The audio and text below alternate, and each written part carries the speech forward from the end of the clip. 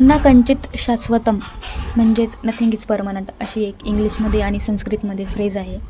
आणि त्याचं एक उत्तम उदाहरण माझ्याकडे आहे, ते म्हणजे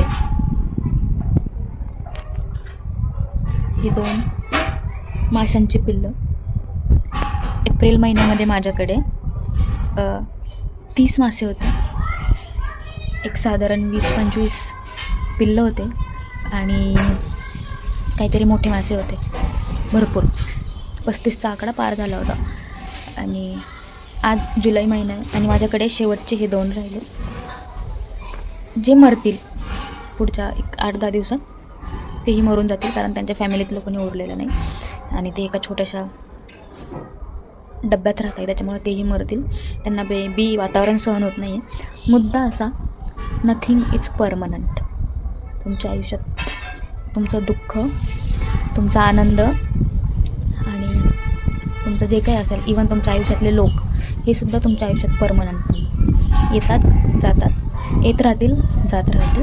the thing is the show must go on. मला या माशांनी कॉन्टेंट दिला आहे आज. दोघंच राहिले बिचारे.